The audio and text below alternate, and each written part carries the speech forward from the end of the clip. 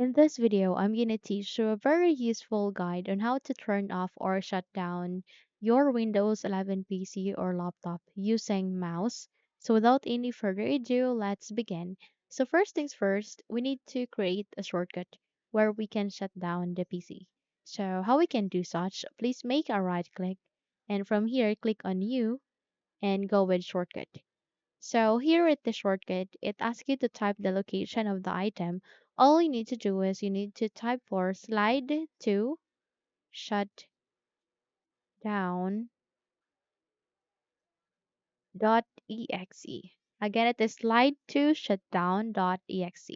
So make sure that you have typed the location correctly or you type the command correctly. It is SlideToShutDown.exe.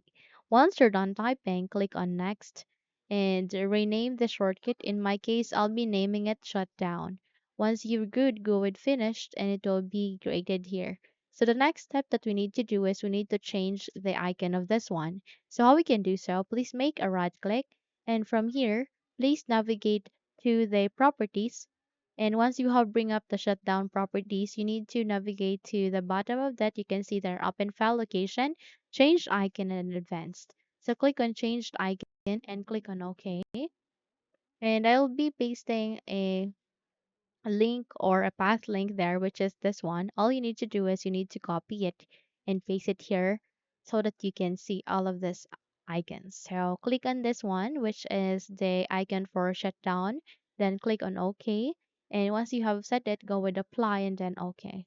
So the moment you click on it or double tap to it, okay, you will be able to see a window like this where all you need to do is you need to go with this one, just slide to here with this arrow pointing on the bottom of the screen.